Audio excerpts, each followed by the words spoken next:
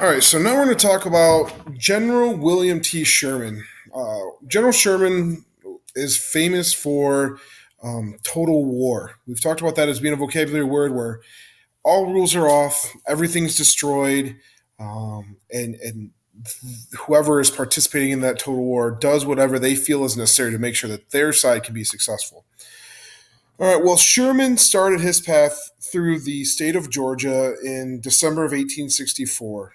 And his path went from the Tennessee border through the city of Atlanta, burning the city of Atlanta down all the way to the Atlantic Ocean. Along the way, he destroyed everything: buildings, houses, burning them to the ground, killing livestock, burning crops, whatever he could do to inflict as much damage on the Confederacy, he did. He tore up rail lines. He anything that was going on that could be destroyed that was going to benefit the Confederacy, he did.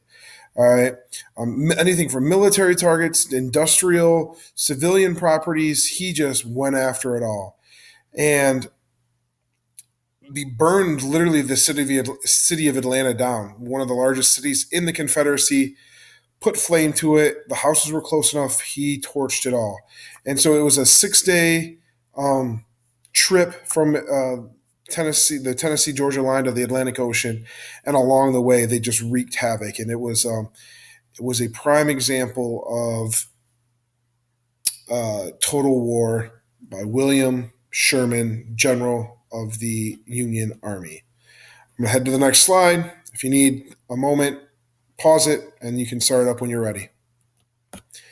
So, momentum of the war. Momentum started one way and swung heavily back in favor of the Union about midway through the war. During the first 2 years, the Confederacy, they were winning. They were viewed as having better generals, more prepared, more ready, and willing to do what's needed to do to win. All right.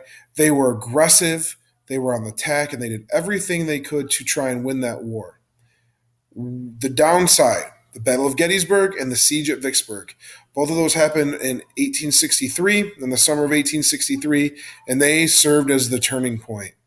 Victory at Gettysburg gave the Union a boost, prevented Lee's army from advancing any farther north and menacing the cities like Philadelphia and New York. All right. Not so that once they got that momentum on their side, they used their other advantages and started to dominate. Numbers and size of how many people they had in their military, their equipment, all of the infrastructure things that they had to their advantage, they slowly started improving upon those. And with the momentum, it really increased, and they started controlling the way to victory. I'm going to go to the next slide. Again, pause if you need to get some of this before you move on. Appomattox Courthouse. This on the top picture here. This is a actual picture of what the courthouse looks like today out in Western Virginia. On the bottom, you see Robert E. Lee on the left with the white beard signing the surrender papers to Ulysses S. Grant, who's sitting in the chair on the right. And this is where the Civil War officially came to an end.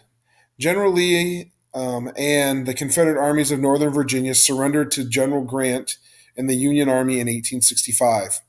Grant and other Union generals had essentially cut off Lee's route of escape, leaving him no option but to surrender or fight to potentially his death.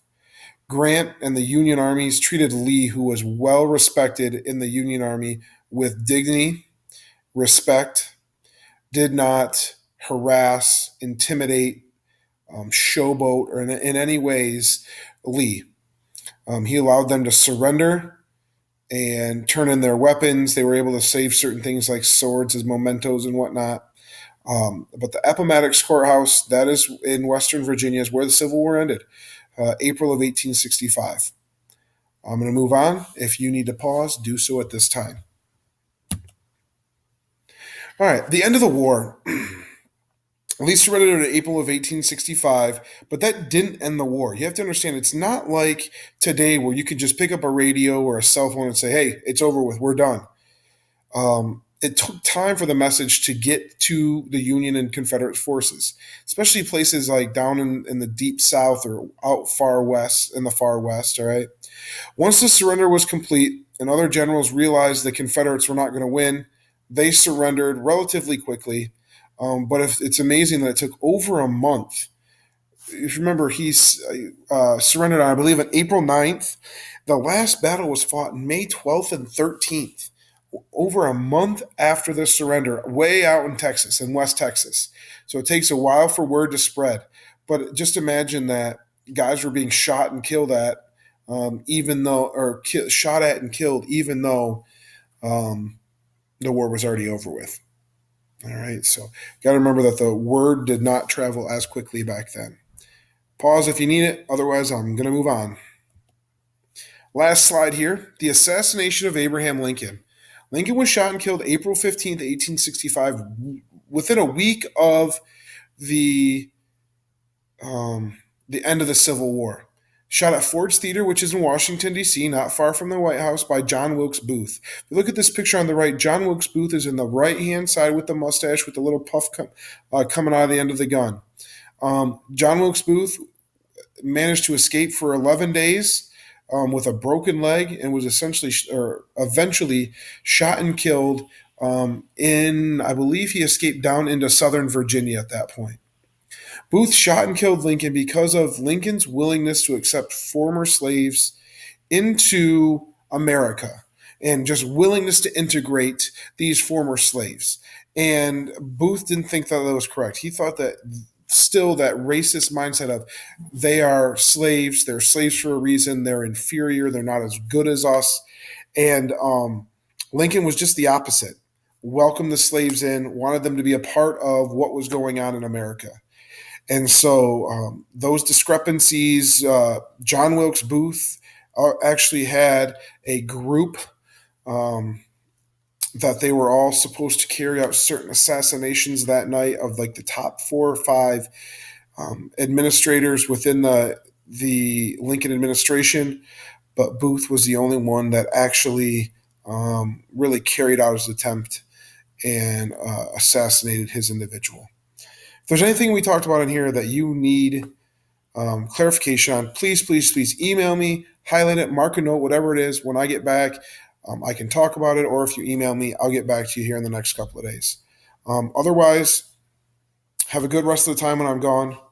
Take it easy, behave, and I'll talk to you here in a couple of days when I'm back. Bye.